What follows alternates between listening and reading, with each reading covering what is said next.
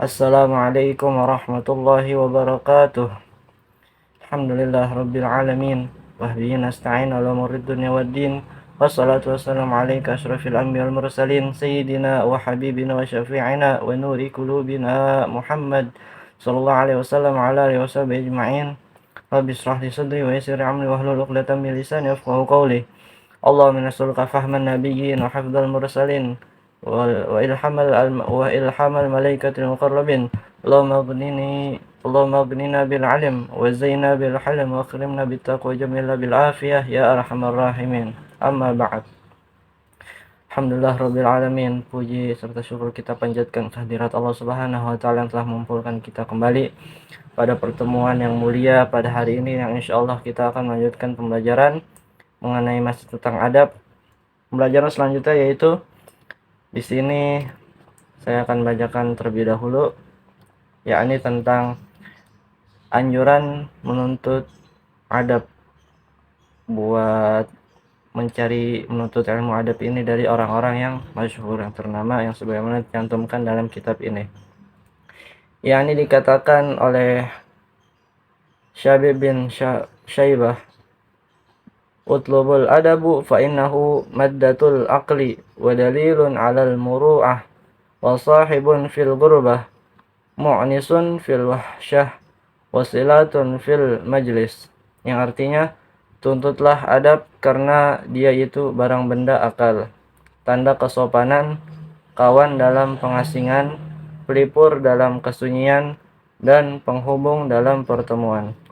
Kemudian dikatakan lagi oleh Abdul Malik bin Marwan kepada anaknya, yaitu alaikum bi talabil adabi fa innakum in tajtum ilaihi kana lakum malan wa in istagnaitum anhu kana lakum jamala, yang artinya hendaklah kamu menuntut adab karena jika kamu berkeperluan kepadanya adalah ia menjadi harta bagi kamu, dan jika kamu tidak berkeperluan kepadanya adalah ia menjadi kecantikan bagi kamu.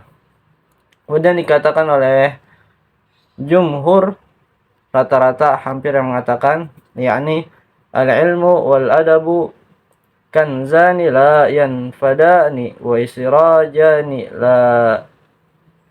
la katfani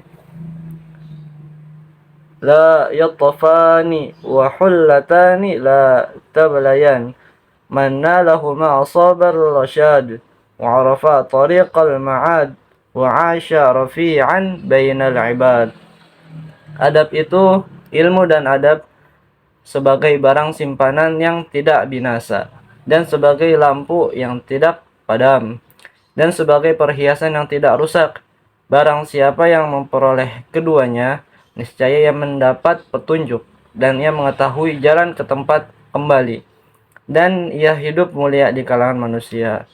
Kemudian yang terakhir dikatakan oleh Ibnu Muqaffa, idza akramaka an-nas limalin aw li sultanin fala yu'jibuka dzalika fa innal karamata tazulu bizawalihima wa liyu'jibuka idza akramuka lidinin aw adabin.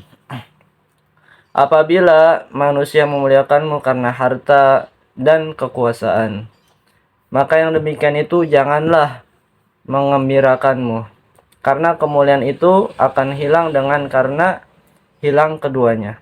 Tetapi hendaklah mengembirakanmu bila engkau dimuliakan oleh mereka karena agama dan adab.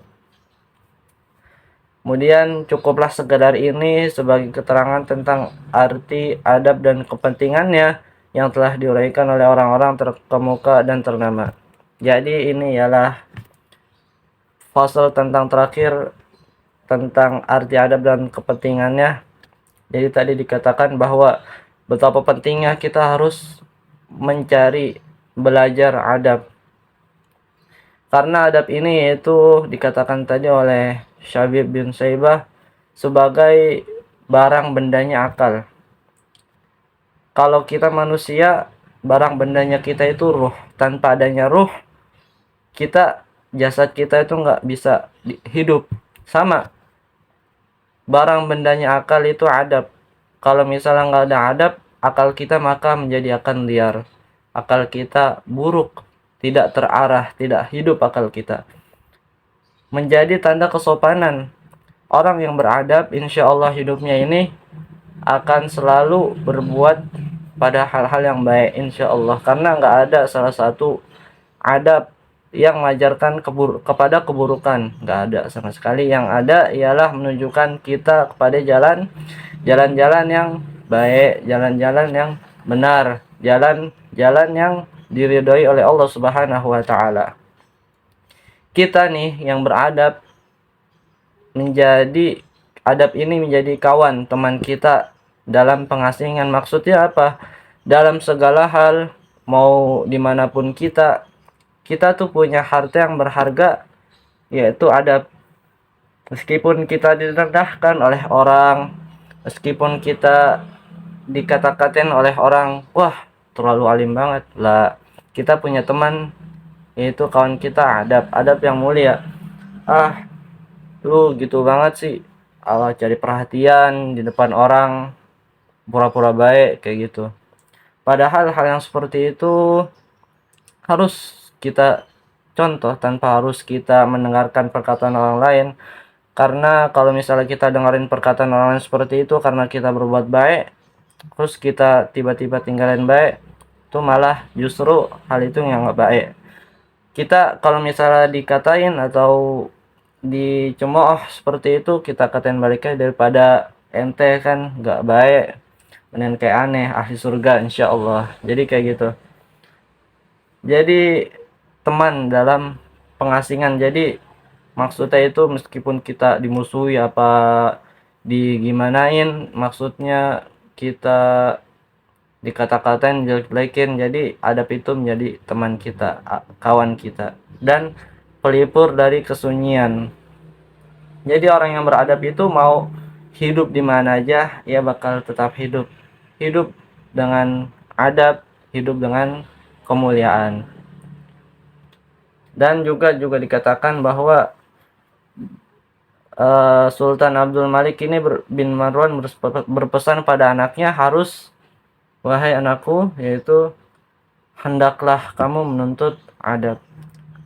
Jadi harus, nggak boleh enggak, kita harus menuntut adab, belajar adab yang baik kayak gimana, adab yang benar, sopan santun seperti apa.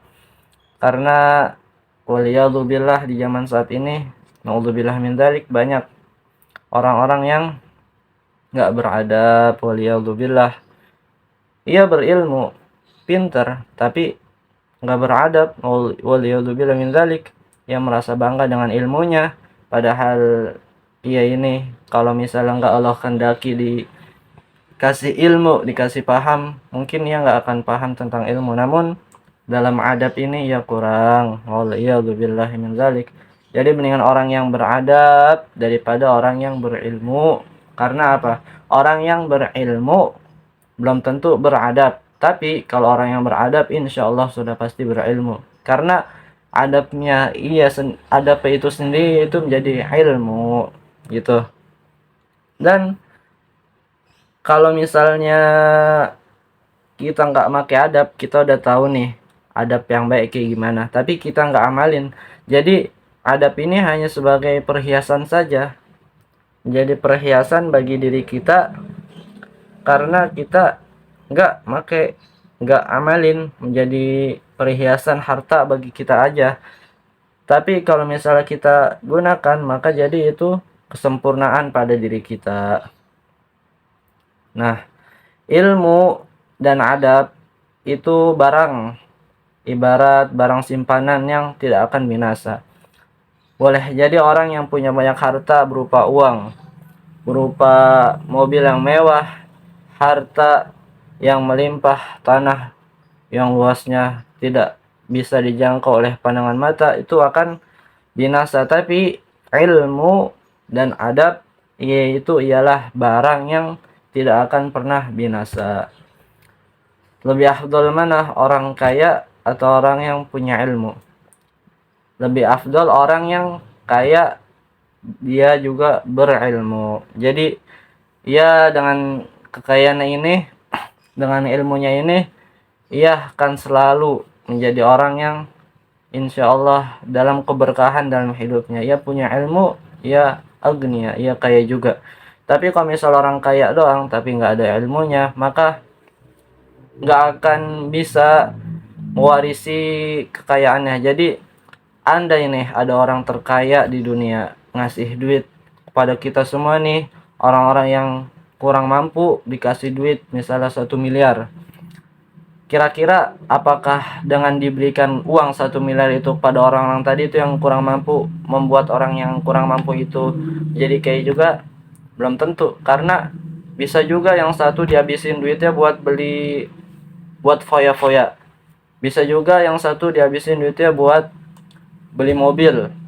Tapi apa? Ada satu orang yang kurang mampu digunakan duitnya buat pendidikan, buat anak ke biar sekolah, dikasih les. Nah, nanti terlihat perbedaannya dari orang-orang yang berfoya-foya tadi dengan berbuat kesenangan dunianya yang tadi dengan orang yang mengeluarkan uangnya tadi untuk pendidikan. Maka yang nanti pendidikan ini kekayaannya akan terus terjaga, terus berlanjut kekayaannya, dibandingkan dengan orang yang foya-foya nanti.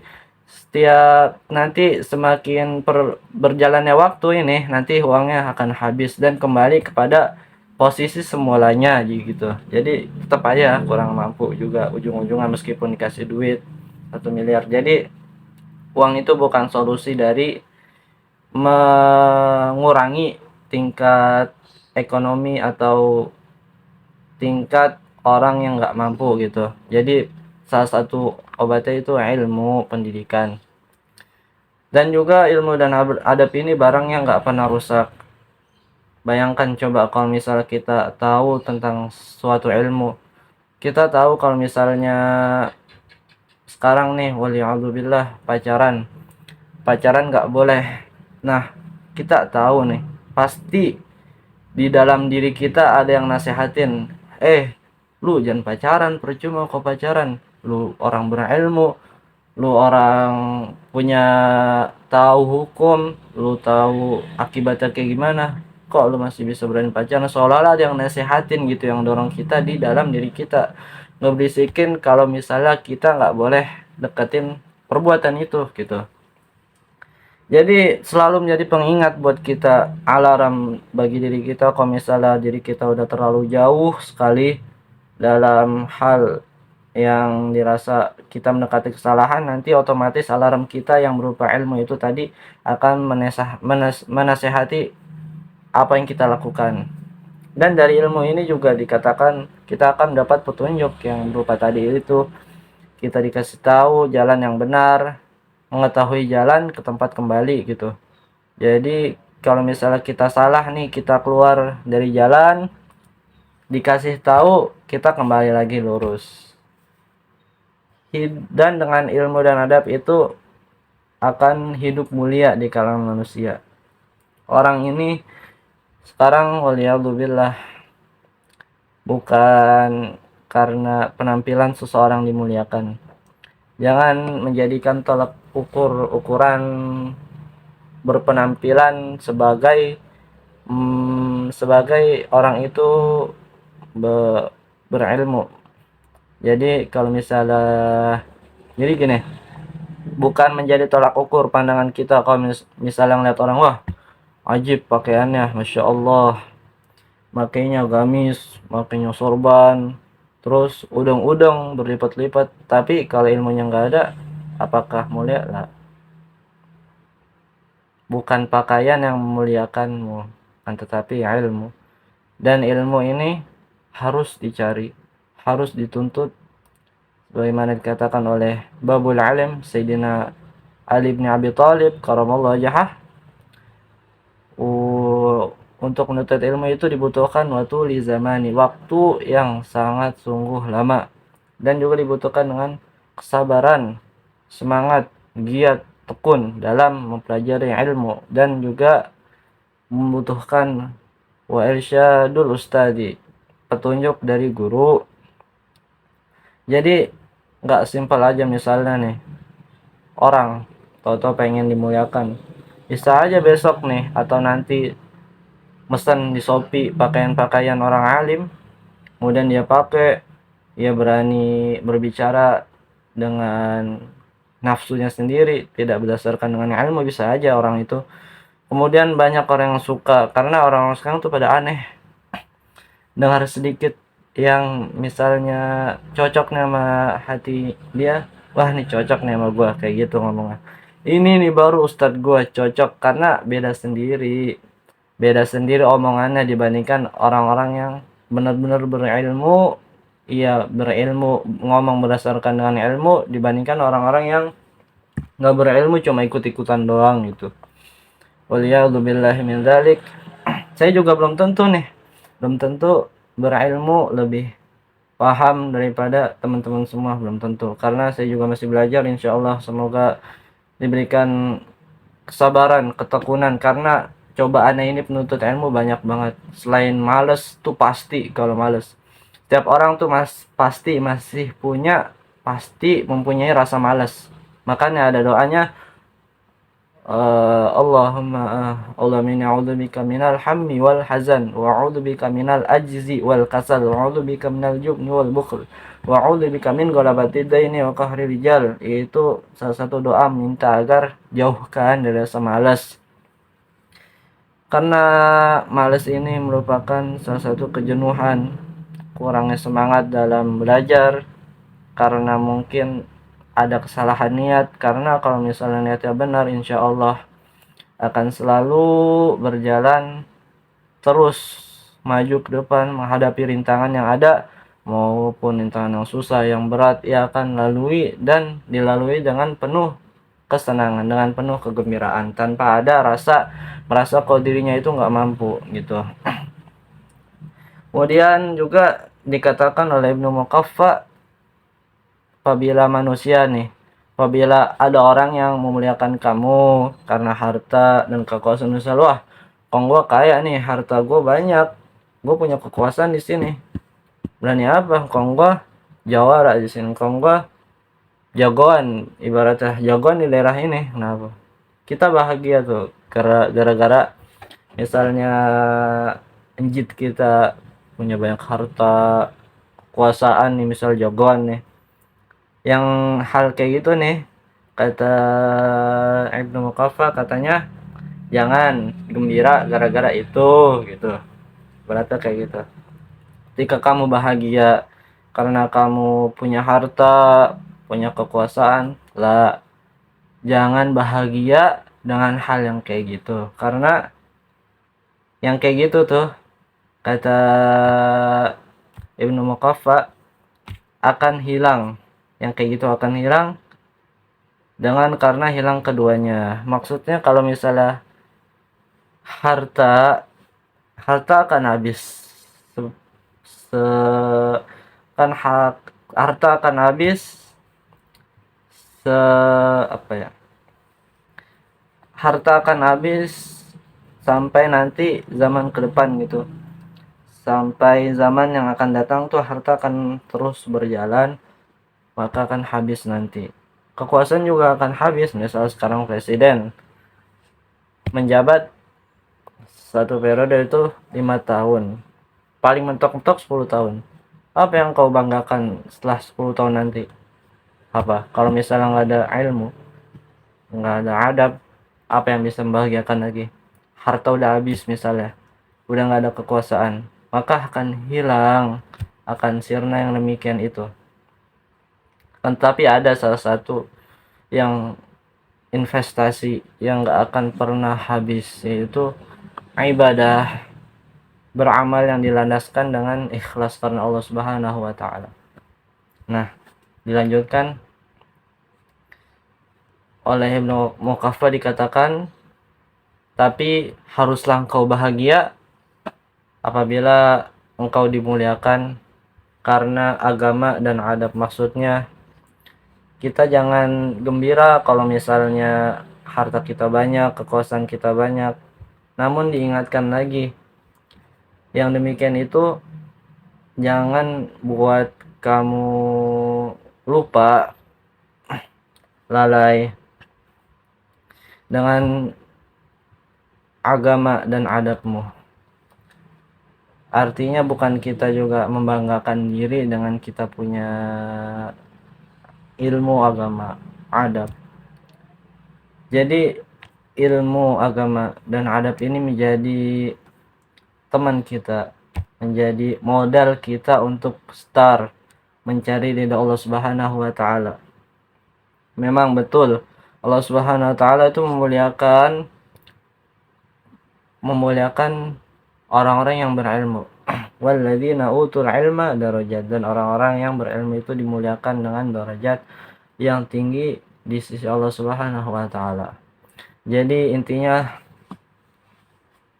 ilmu dan adab ini penting untuk kita cari, untuk kita belajar, karena dengan ilmu bil adab dan ilmu ini menjadi amal kita, menjadi syarat kita. Ketika kita beribadah tanpa adanya ilmu, maka ibadah kita itu nggak akan sah. Bagaimana bisa kita tahu kalau misalnya tata cara ibadah kita benar kalau misalnya kita nggak menuntut ilmu? Dan juga orang yang beradab itu udah pasti berilmu, tapi kalau misalnya orang berilmu belum pasti beradab, karena adabnya sendiri ini adalah ilmu.